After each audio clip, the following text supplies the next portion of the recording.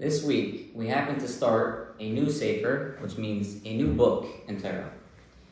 The name of the Sefer, which is the name of the book, is Sefer Bamidbar, which means in the desert. However, we have another name for the Sefer, which is called in the Gemara, and in different places we call it Sefer HaPkudim, which means the Book of Numbers. Now, why is it called Sefer HaPkudim? Why is it called the Book of Numbers?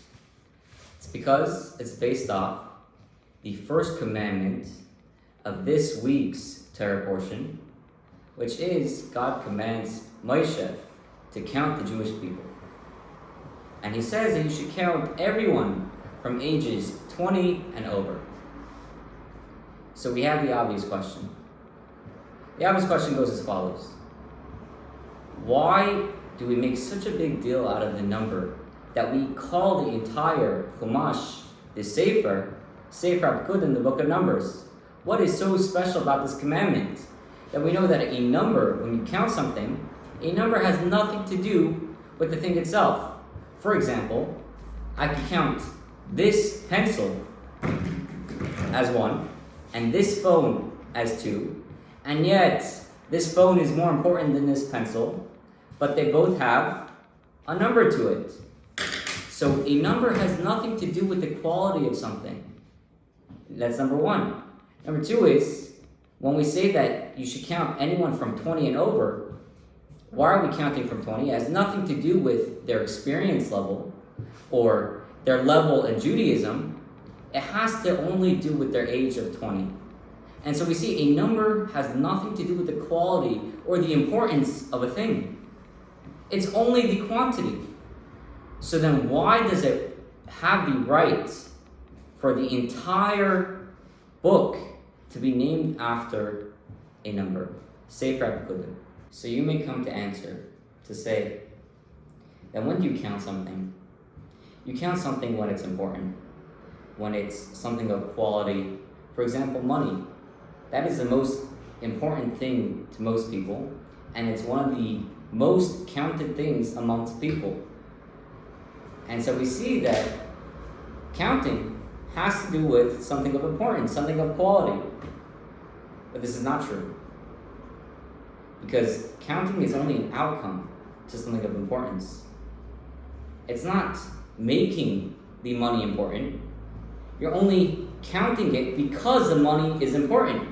So it's an outcome because of something of importance, because of something of quality. So the Rebbe answers something very beautifully. He says, everything in this world, especially Torah mitzvahs, is hashgacha pratis, divine providence. And so everything in this world has a connection to each other.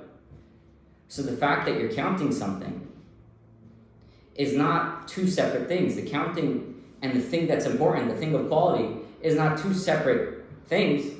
It's one thing. It's all connected. So therefore, the counting has to have some connection to the quality. And especially by Jewish people. We find in Jewish law regarding the amount of Jewish people that the quality and quantity have a connection.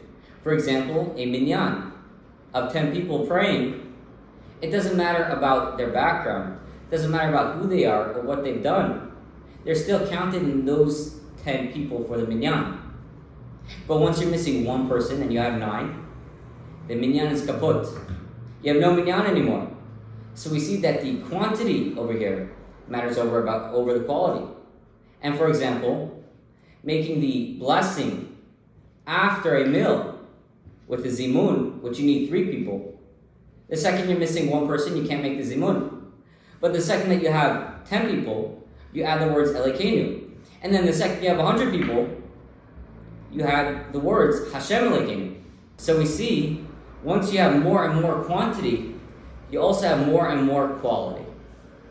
And the last example, I think, is the most important example. By Matan Torah, we see that God said that we need 600,000 people in order to give the Torah.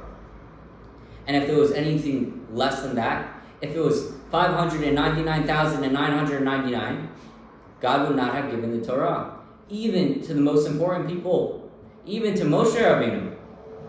So we see how much quantity matters and how much it has a connection to the quality. So what can we learn from this? We can learn from this a huge deal. We learn from this that in today's day and age, where quantity matters over the quality, that we got to accept everyone no matter what their background is, no matter who they are or what they've done, as long as they're Jewish and as long as they add to the quantity, we accept them with kindness and joy. And we see this from what the Alter Rebbe says.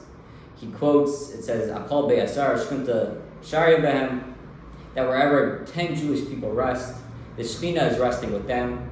And this is even if they're not learning Torah or doing mitzvot. So we see, even if you're not the biggest Torah scholar, you still matter. And not only do you matter a huge amount. And this all has to do with accepting others.